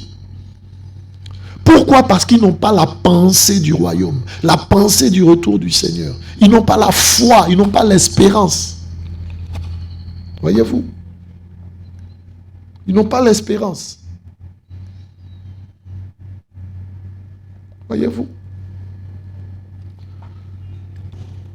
Donc, nous ne parlons pas ici pour l'armée du Seigneur, là, de ceux qui sont encore inconvertis. Nous parlons de ceux qui sont dans le Seigneur, dans nos assemblées. Beaucoup sont là, ils chauffent les bancs.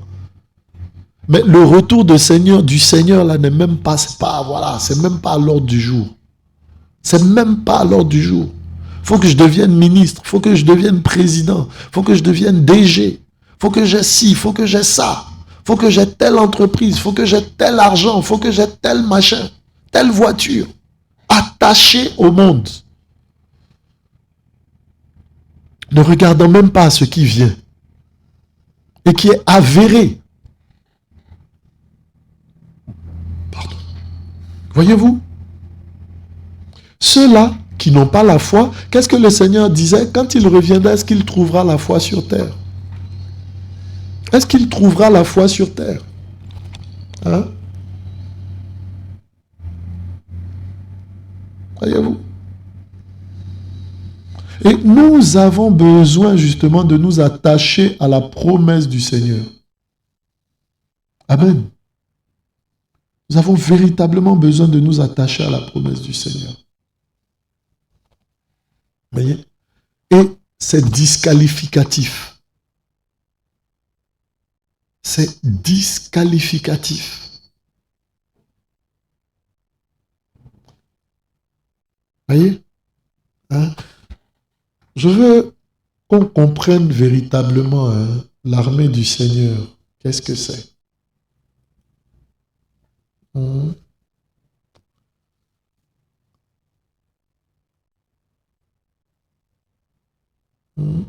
Quand on nous parle du Seigneur, du retour du Seigneur, on parle du Seigneur qui descend avec son armée. Voilà. Hein? On parle du Seigneur qui descend avec toute son armée. Voilà. Et je vis la bête et les rois de la terre et leurs armées rassemblés pour faire la guerre contre celui qui est assis sur le cheval et contre son armée. Voyez-vous? Hein? Et ça, c'est Apocalypse 6, 19 qui nous en parle. Voyez? Donc, il y a une guerre qui est en train de se préparer. Et c'est cette préfiguration de la guerre-là, justement, que nous voyons ici dans Shoftim 7. L'armée du Seigneur, on a vu que Gideon était une préfiguration du Seigneur, de Yehoshua. Donc, Yehoshua et son armée qui combattra le roi de la terre, les rois de la terre et toute leur armée. Toute leur armée. Vous comprenez? Donc, cette armée-là, c'est laquelle? C'est l'ensemble de ceux qui auront été enlevés avec le Seigneur, qui participeront aux noces et qui reviendront justement avec le Seigneur pour mettre fin à une guerre, la guerre d'Armageddon. Ça va? Hein? On va voir Armageddon.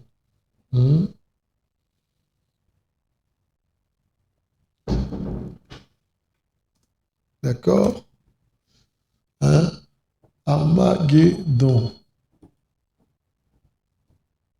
J'espère que c'est bien écrit. Voilà.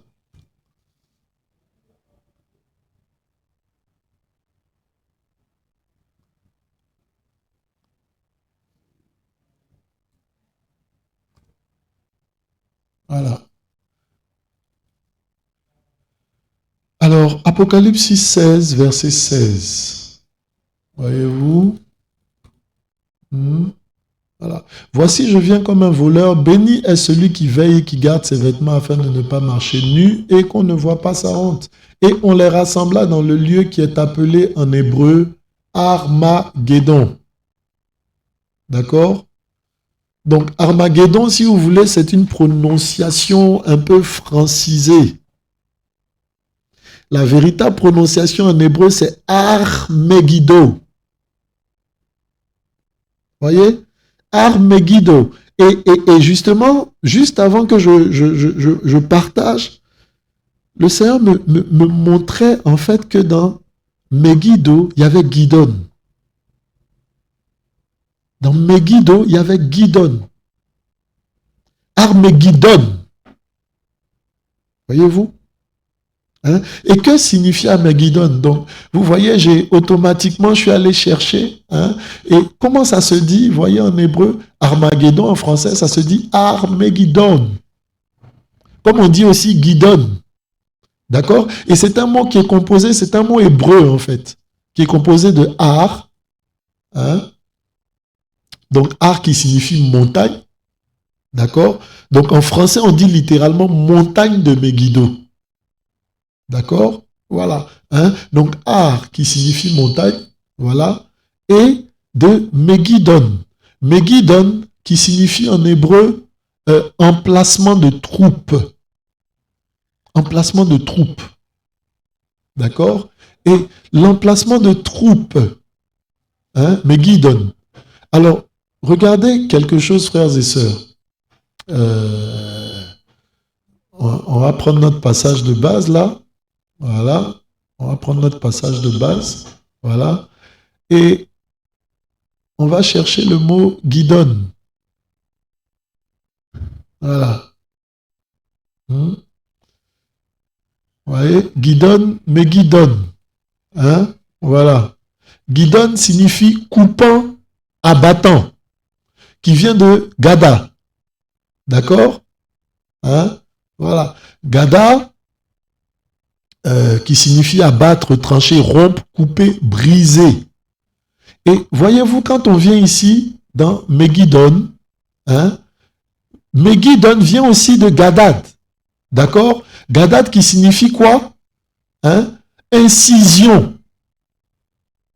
Couper, vous voyez? Ok? Donc, dans Megiddo, hein, il y a Gidon. C'est la même racine, si vous voulez. Ça parle de la même chose, en fait. Donc, ce passage de Juchet, là, hein, parle justement aussi de cette grande armée que lèvera Yehoshua, de cette armée que lèvera Yehoshua, justement, qui viendra mettre fin, lors de la guerre de Megiddo, hein, de la guerre d'Armageddon, justement, qui viendra mettre fin à la puissance de l'ennemi. Voyez-vous? De l'homme impie, de la bête. D'accord? Et du faux prophète. Voyez-vous? Hein? Et voyez, frère, quand on parle de retourner à nos origines, on n'a pas dit de judaïser, non, non, non, de retourner à nos origines hébraïques, aux origines hébraïques de la parole, de revenir aux profondeurs, aux fondements hébraïques de la parole. Voilà.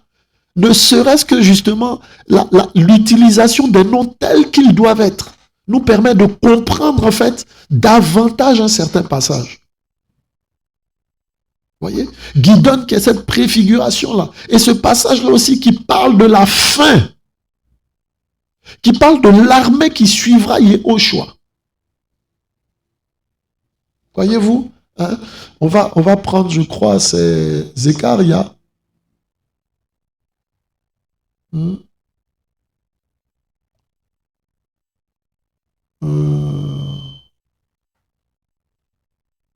C'est ça, hein? Zechariah 14. Voici le jour de Yahweh vient, hein? Et tout son butin sera partagé au milieu de toi. Zechariah 14, verset 1. Je rassemblerai toutes les nations à Yerushalayim pour qu'elles fassent la guerre La ville sera prise, les maisons pillées, les femmes violées, la moitié de la ville ira en captivité, mais le reste du peuple ne sera pas retranché de la ville. Yahweh sortira et combattra contre ces nations comme il a combattu au jour de la bataille. Ses pieds se tiendront debout en ce jour sur la montagne des Oliviers, qui est en face de Yerushalayim, à l'Orient. La montagne des Oliviers se fendra par le milieu, d'est en ouest, en une très grande vallée. Une moitié de la montagne reculera vers le nord et l'autre moitié vers le midi. Amen. Hein? Voilà. Hein? Voyez? Et on parle justement de cette guerre-là. Hein? Voyez?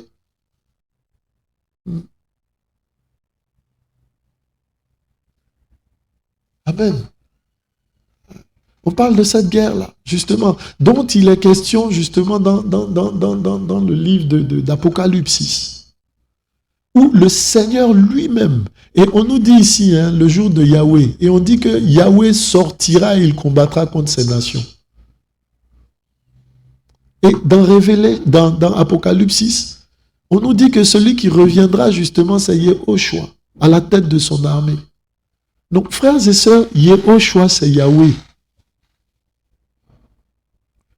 Yehoshua, c'est Yahweh. On dit que ses pieds se poseront sur la montagne des Oliviers. Voyez-vous, hein? Et quand on prend par exemple dans le livre des Actes, hein, lorsque le Seigneur est monté et que les disciples le regardèrent, il y a un ange qui est venu qui leur dit, ce Yehoshua que vous avez vu monter, vous le verrez descendre à nouveau. Hein? On va lire dans Actes. Amen. Voilà.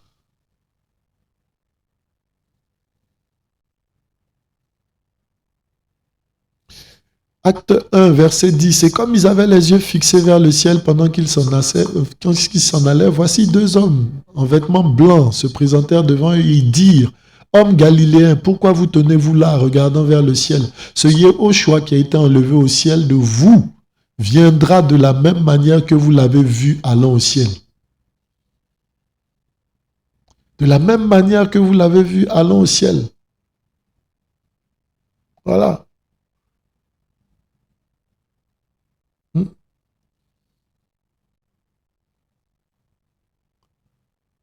Voyez-vous? Et c'est merveilleux. Hein? Celui qui reviendra, Yahweh qui avait été annoncé comme revenant justement, c'est ce Yehoshua là. C'est Yehoshua. Yehoshua et Yahweh. Pleinement. Et donc, faire partie de l'armée de Yehoshua qui reviendra mettre fin à la domination de l'anti-Machia, à la domination de la bête. D'accord? Cette armée-là, donc, qui préalablement n'ayant pas été destinée à la colère, aura été enlevée. C'est de cette armée-là dont nous parlons. Pour être de cette armée-là, frère, la première des choses, là, la foi, l'espérance, la confiance. Le mot foi, en grec, c'est pistis. Voilà. Et en hébreu, c'est pistis qui signifie confiance, littéralement. Voici pourquoi on dit dans Romains, Abraham eut confiance et le Seigneur lui imputa en justice. Donc on est justifié par la foi, par pure grâce. La confiance en la parole de Yehoshua. Voyez-vous? En hébreu, c'est aman, je crois. Voilà. Aman qui signifie un peu ainsi soit-il, tout ça, que la volonté du Seigneur soit faite, voilà, si je ne m'abuse, et qui donne amen, hein, je pense. Voilà. Hein? On ne va pas dire n'importe quoi, hein, on va vérifier. D'accord? Hein? On va vérifier. Alors, foi.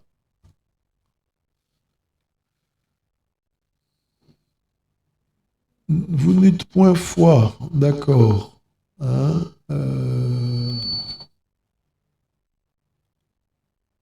on va vérifier. Hein. Dans la Bible, nous avons par exemple Naaman. D'accord, voilà, Aman, c'est sa foi, qui a donné par la suite Amen. Ainsi soit-il, voilà, croire, confiance, éprouver. Voyez-vous? Croire, confiance, éprouver. Pistis en grec. Aman a donné Amen. Quand on dit Amen, ainsi soit-il, oui, que la volonté du Seigneur soit faite. J'ai confiance. Voyez-vous? Voilà. Et voilà. Nous avons besoin pour être de cette armée-là, premièrement, d'avoir la foi. La foi en qui? En Yehoshua. Les gens qui suivaient Gideon devaient avoir la foi justement dans celui qui était au devant d'eux, comme étant capable de les conduire. Voyez-vous? Et on se rend compte que le Seigneur dit maintenant, ils sont trop nombreux. Et je veux qu'on regarde aussi à cette proportion-là. 32 000 personnes. Il y en a combien?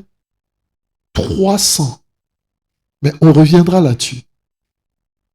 Voyez-vous? Donc, premier partage, la foi. Et beaucoup sont dans nos assemblées, là, n'ont pas la foi. On en a parlé longuement. Voilà. Hein? Alors, comment se fait le deuxième tri? Toujours dans Shove Team. Hein? Seigneur, merci pour ta parole. J'espère que ça nous fait du bien, la parole du Seigneur. Voilà. Hein? Alors, donc sur les 22 000, sur les 32 000, il y en a 22 000 qui partent et il en resta 10 000. D'accord? Yahweh dit à Gideon, le peuple est encore trop nombreux. Waouh! Fais-le descendre vers l'eau et là je les épurerai. Épurer. Qu'est-ce qu'on épure, frères et sœurs? On épure l'or. On le fait fondre, on le fait passer par le feu pour enlever les scories afin qu'il soit pur, apte à l'utilisation, dépouillé de tout ce qui est saleté. Voilà. Et je les épurerai pour toi. Celui à propos duquel je te dirai que celui-ci aille avec toi. Donc, frères et sœurs, regardez, on vient dans le Seigneur par la foi. Ok? Parce que quand on dit oui, venez, venez au Seigneur, oui, beaucoup se lèvent, 32 000. Et puis voilà, quand on regarde dedans, qu'on trie avec la foi, quand le Seigneur regarde dedans, là, véritablement, qu'il trie avec la foi, ceux qui regardent véritablement à lui, waouh, il y en a 10 000 qui restent, 22 000 disqualifiés. Et dans les 10 000 qui restent, voilà, le Seigneur va encore trier. Il va épurer. Regardez, frères et sœurs, le Seigneur ne nous appelle pas à lui pour qu'on ait des richesses matérielles, financières. C'est pas ça. C'est pas ça le but de la foi. C'est pas ça le but de la marche. Le but de la marche, c'est de faire partie de l'armée du Seigneur. Et pour faire partie de l'armée, on n'a pas dit, voilà, il faut apprendre les arts martiaux. Non, non. Il faut courir chaque matin, faire du footing sur 20 km. Il faut pouvoir sauter de là à là. Il faut pouvoir plonger dans l'eau à partir de 20 mètres ou 30 mètres au-dessus avec un hélicoptère. Il faut pouvoir se jeter du ciel, je ne sais pas, voilà, à 50 000 mètres d'altitude. Non, non, cette armée-là, il ne s'agit pas de ça. Il faut être un tireur d'élite, savoir tirer là, depuis, je ne sais pas, 2 km là, pouvoir atteindre une cible là-bas. Il ne s'agit pas de ça. Premièrement, la foi. Et deuxièmement, qu'est-ce que le Seigneur fait? Il est pur. Il est pur. Il travaille ton caractère. Il taille ton caractère. Il te forge. Il te nettoie de toute la souillure dont tu as hérité du monde. Oui, voilà. Il te nettoie. Vous comprenez? La marche avec le Seigneur, c'est une marche où le Seigneur te nettoie, où il te dépouille, où il t'épure. Si ton œil est une occasion de chute, arrache-le. Oui, donc le Seigneur, là, dans sa marche, dans la marche avec lui, on arrache les yeux, on arrache les bras. Il dit, il vaut mieux pour toi atteindre le royaume avec un seul œil que de perdre le royaume avec les deux yeux. Si c'est ton bras, coupe-le, jette-le. Et c'est une marche là où le Seigneur taille, frère, il taille. Voyez-vous? Épuré. On est pur avec le feu. On est pur avec le feu. Hein? Paul parlant aux Corinthiens disait que l'œuvre de chacun là sera éprouvée. Éprouvée par le feu justement pour voir ce qui va en rester.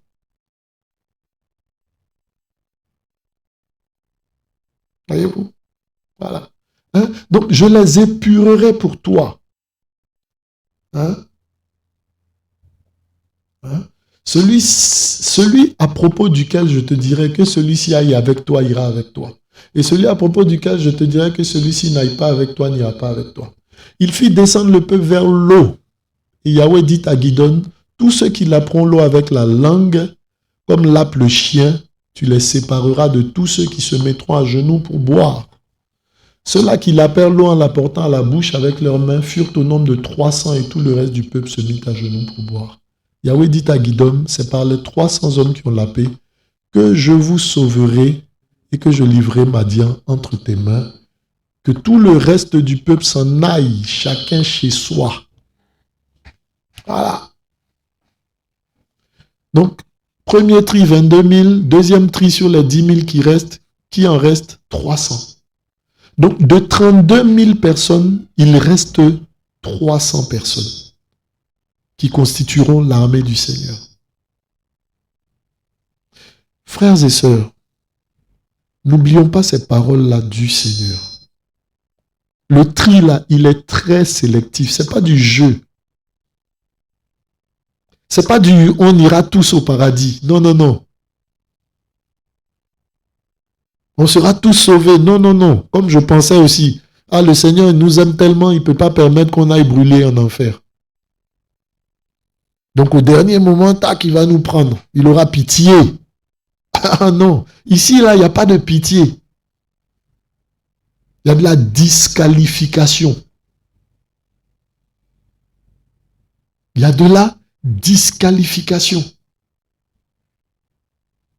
Et regardez, de 32 000, on se retrouve à 300. Je parlais aux enfants la dernière fois, c'est à peine 1%. 1%.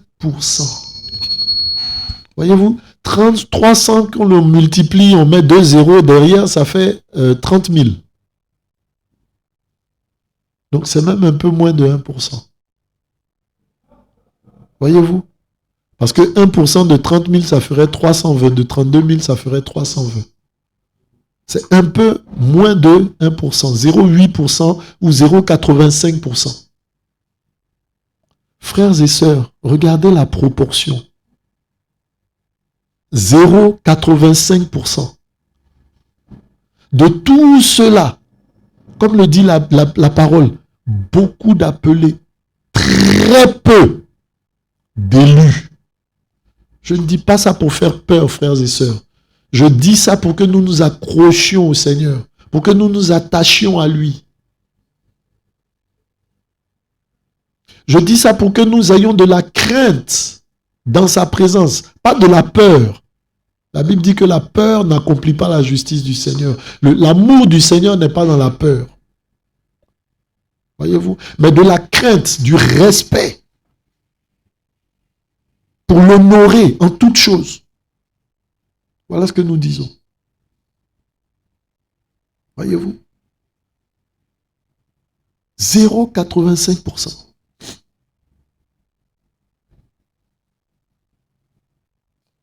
Et ce n'est pas de toute la population, hein, donc ce n'est pas 0,85% des Madianites et des Israélites, non, c'est 0,85% de ceux-là qui sont regardés comme le peuple du Seigneur. 0,85%. de ceux-là qui sont regardés comme le peuple du Seigneur. C'est une image, hein, frères et sœurs. Regardons. Et quand on partageait la dernière fois là-dessus, il y a une sœur qui a dit, waouh, voici pourquoi le Seigneur pouvait dire de 2 personnes sur un même lit, donc mari et femme, il y en a un qui sera enlevé, l'autre qui va rester.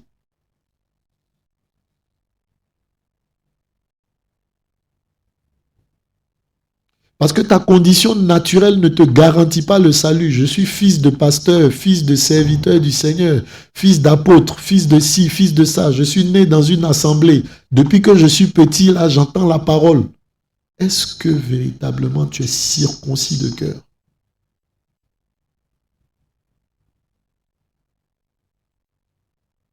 Voilà.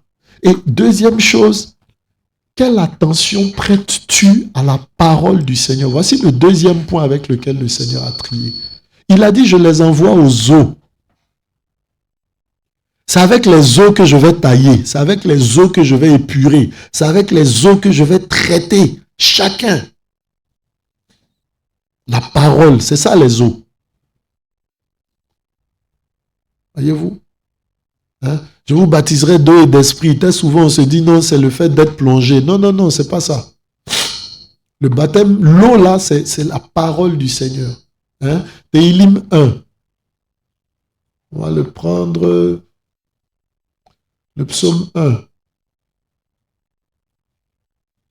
Que dit le psaume 1?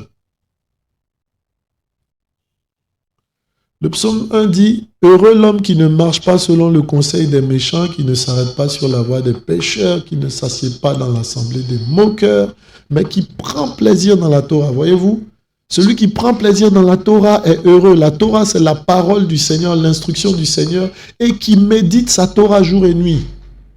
Il devient un apprenti près des ruisseaux d'eau. D'accord?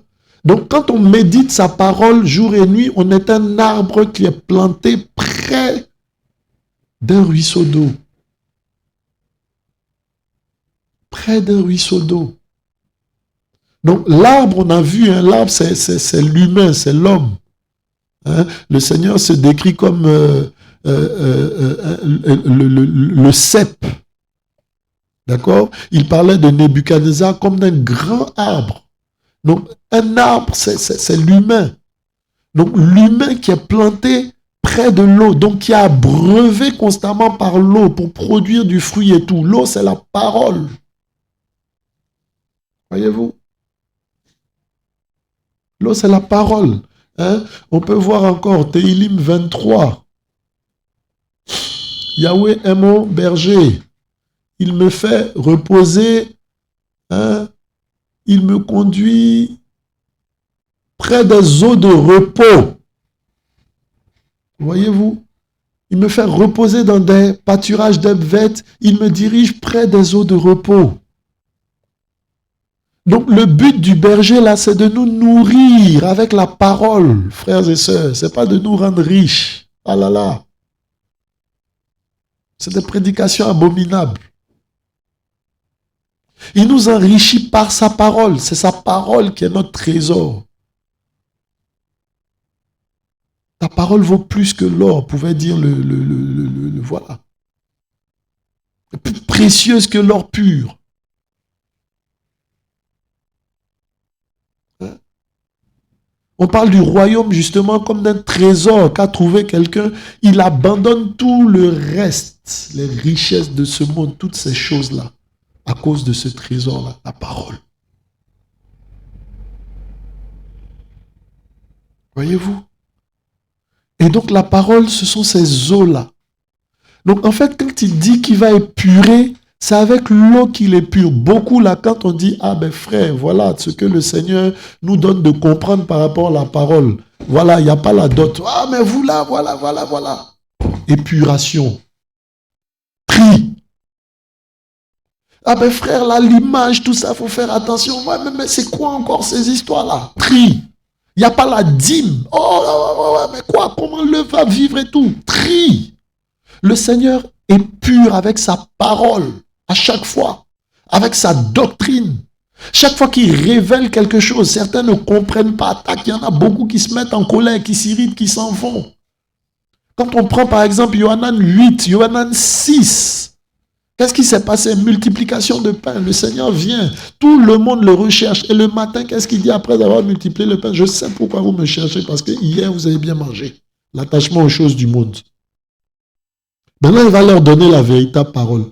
Je suis le véritable pain qui descend du ciel. Il faut manger ma chair. Qu'est-ce qui se passe? On dit toutes les foules qui le poursuivaient, là, qui le pourchassaient. Tout le monde est parti. Il resta les apôtres à qui il demanda, mais vous ne partez pas. Non, non, tu as les paroles de la vie, Seigneur. À qui irions-nous? Le Seigneur taille avec sa parole. Il est pur avec sa parole. Ah, mais il faut revenir au nom biblique. Mais ça, c'est quoi encore tout ça? Oui, nous, on est habitués à Dieu. On s'est converti avec Dieu. Mais ce n'est pas le nom du Seigneur. Son nom, c'est Yahweh. Son nom, c'est Yehoshua. Pourquoi est-ce que lorsque le Seigneur ouvre nos yeux, on refuse? Disqualification. Il émonde avec sa parole. Il taille avec sa parole. Il fait le tri avec sa parole.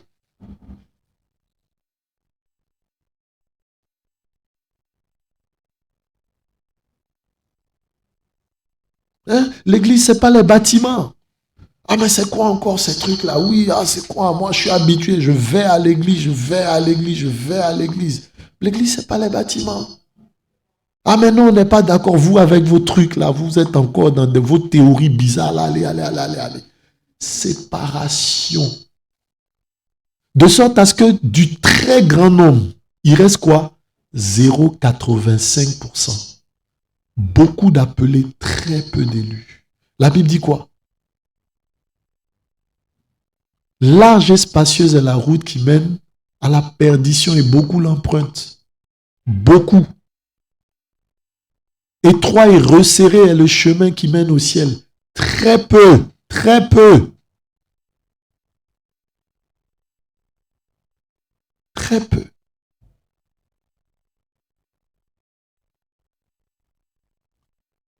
La marche avec le Seigneur, la participation ou être membre de l'armée du Seigneur, ce n'est pas une affaire de foule. C'est une affaire d'intimité. L'intimité, là, elle se cultive dans la prière, dans la parole. Des 10 000 qui restaient, 300 triés à cause de la parole. Le reste dégagé, 9 700 dégagés à cause de la parole. Il n'y a pas la dot. Oui, mais nous, tout ça, tout comment on va faire, tout ça, voilà.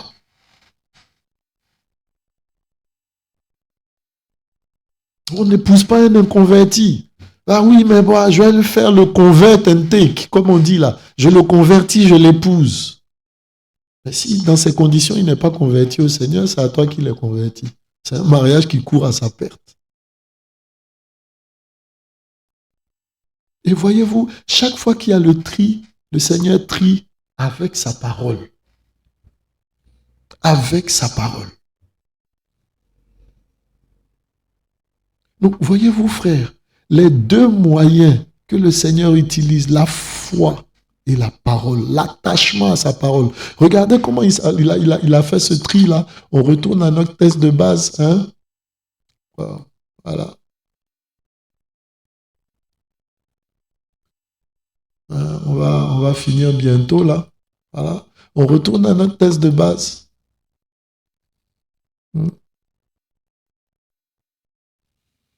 Voilà. Fais-les descendre vers l'eau et je les épurerai. Il fit descendre le peuple. Tous ceux qui l'apprend avec la langue comme le chien, tu les sépareras de tous ceux qui mettront à genoux, qui se mettront à genoux pour boire. Ceux qui l'appellent l'eau en la portant à la bouche avec leurs mains fut au nombre de 300. Voilà. Alors, de quoi il s'agit exactement? Quand ils sont arrivés à l'eau, il y a eu deux types de personnes. Les premières personnes, ce sont celles-là, hein, comme on peut le voir sur la photo. Voilà. Comme on peut le voir sur l'image. d'accord? Ce sont celles-là qui se sont mises à quatre pattes pour boire. Et c'était les 9700. Voilà, le plus grand nombre. D'accord? Voilà. Et les autres se sont abaissés, ont pris l'eau avec leurs mains, comme quelque chose de précieux, et l'ont porté à leur bouche. Voyez? Hein? Le psalmiste peut dire, je me nourris de ta parole fait mes délices. C'est un mets précieux.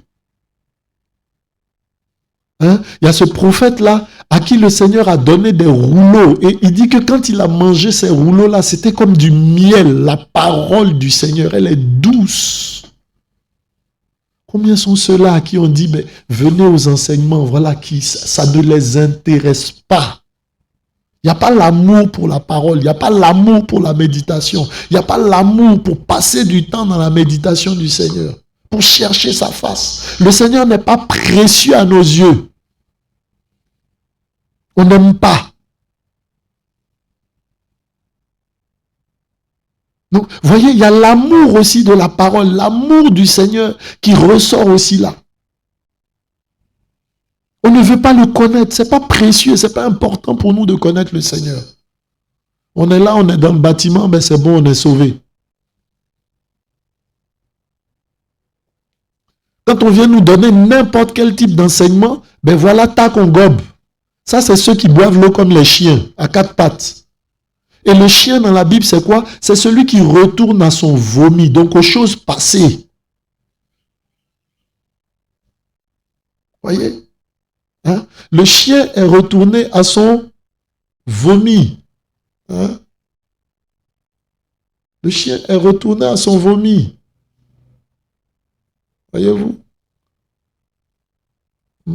Le chien est retourné à son vomi. On va le voir. Hein?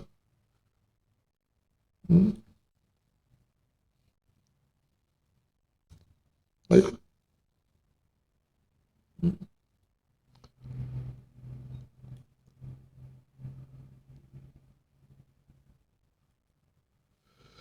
2 Pierre 2, 22. Mais ce qu'on a dit par un proverbe véritable, l'heure est arrivée. Le chien est retourné à son propre vomissement.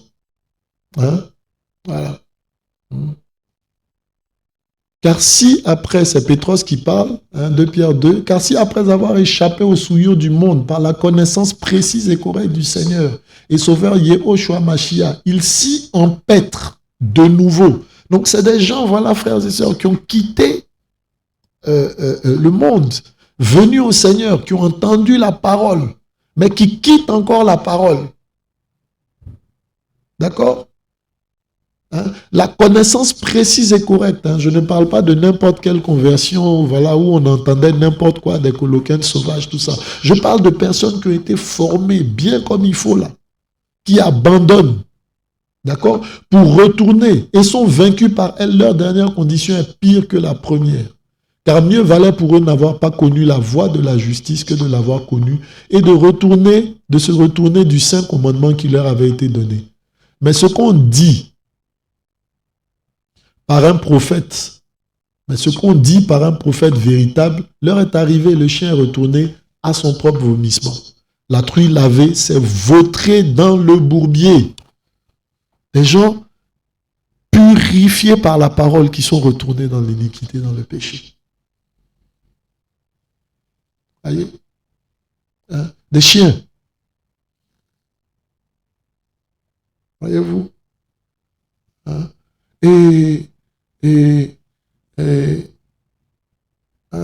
Je regardais si David, quelque part, n'a pas appelé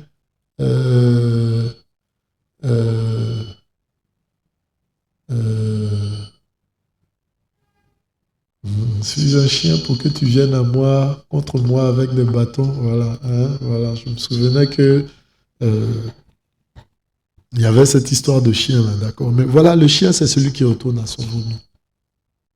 Voyez, hein? Et donc, dans notre passage, voilà, hein, nous voyons qu'il y en a qui boivent de l'eau comme des chiens. Donc des gens qui retourneront à leur vomi, des gens qui retournent à leur vomi, des gens qui ont peu d'égard à la parole, comparé à ceux qui la prennent comme un trésor dans leurs mains, qui la portent à leur bouche, qui s'en nourrissent, qui s'en délectent. L'amour de la connaissance précise et correcte de la parole. Voyez-vous? Hein? Le Télim 1 disait, voilà, ceux qui s'éloignent des moqueurs, les moqueurs, ceux qui se moquent de la parole. Voilà. Ils sont comme des arbres plantés près d'un courant d'eau, qui méditent, ceux qui méditent la Torah jour et nuit. Aujourd'hui, on ne médite pas, on n'a plus d'égard à la parole. On n'a plus d'égard à l'enseignement, on n'a plus d'égard à la doctrine véritable. Quand la doctrine est prêchée, non, nous préférons. On dit que dans les derniers temps, les gens auront la démangeaison des oreilles. Ils voudront entendre des choses qui leur plaisent et non la sainte doctrine. Disqualification. Voyez-vous? Beaucoup sont disqualifiés à cause de la dîme parce que ce qu'ils ont envie d'entendre, c'est qu'on paye le salut. Quand on dit que le salut est gratuit, non, ça passe pas. Yahushua est mort à la croix, pourquoi? Il s'est offert à la croix, pourquoi? Si on peut payer. Donc les pauvres qui n'ont pas de moyens, comment seront-ils sauvés si on paye?